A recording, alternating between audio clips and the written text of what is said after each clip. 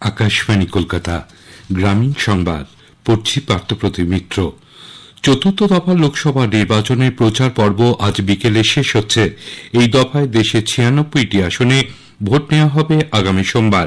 এর মধ্যে রয়েছে রাজ্যের 8টি আসন: বহরমপুর, কৃষ্ণনগর, রানাঘাট, বর্ধমান পূর্ব, বর্ধমান দুর্গাপুর, আসানসোল, বীরভূম ও বোলপুর।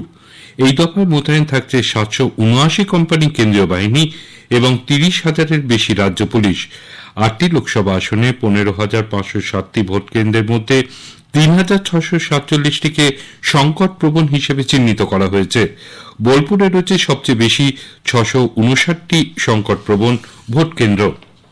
লোকসভা নির্বাচনের প্রচারে তৃণমূল কংগ্রেস নেত্রী মুখ্যমন্ত্রী মমতা ব্যানার্জি আজ 2টি প্রচার সভা করবেন। প্রথম সভাটি হবে হুগলি সপ্তগ্রামে, এরপর তিনি হাওড়ার ডোমজুড়েও সভা করবেন। অন্যদিকে দলের সর্বভারতীয় সাধারণ সম্পাদক অভিষেক ব্যানার্জি আজ উলুবেড়িয়া ও বর্ধমান দুর্গাপুর লোকসভা কেন্দ্রের প্রার্থীদের হয়ে 2টি প্রচার সভায় যোগ দেবেন। বিজেপি নেতা ত্রিপুরার মুখ্যমন্ত্রী মানিক সাহা আজ বীরভূমে একটি জনসভা ও একটি রোড শো করার কথা। আইএসএফ বিধায়ক নওশাদ সিদ্দিকী আজ শ্রীরামপুর লোকসভা কেন্দ্রে 3টি জনসভা করবেন।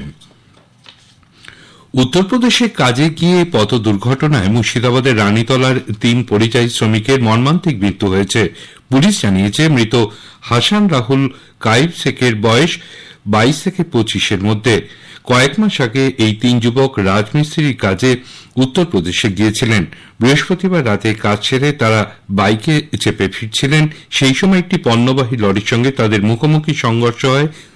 আজ তাদের দেহ গ্রামে ফিরবে। পুরুলিয়ার নিতুড়িয়া থানা এলাকায় ভামুরিয়া মোড়ের কাছে যাত্রী বোঝাই টোটোতে লরির ধাক্কায় 5 জনের মৃত্যু হয়েছে। গতকাল রাত 10:30 নাগাদ এই দুর্ঘটনায় টোটোটির কিছুই প্রায় অবশিষ্ট ছিল না। পালাতে গিয়ে আরো কয়েকজনকে ধাক্কা মারে লরিটি।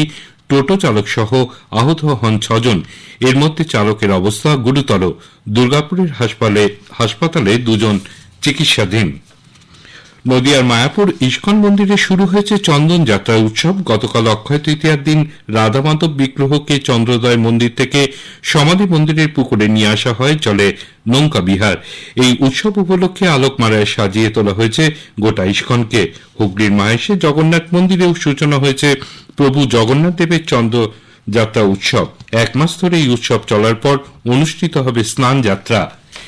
একদিকে একটানা তীব্র গরম, অন্যদিকে বৃষ্টির অভাবে রোগ পোকার আক্রমণ মারাত্মক বেড়ে যাওয়ায় ডুয়ার্সের চা বাগানগুলিতে এবারে উৎপাদন অর্ধেক হয়ে গেছে। ডেঙ্গুহাজার চা বাগানের ম্যানেজার সুবীর গাঙ্গুলি আমাদের সংবাদদাতা চন্দনা চৌধুরীকে জানিয়েছেন, এবছর এপ্রিল পর্যন্ত 3.5 ইঞ্চি বৃষ্টি হয়েছে ডুয়ার্সে। গত বছর এই সময় বৃষ্টি হয়েছিল 10 ইঞ্চি। গ্রামীণ সংবাদ শেষ হল।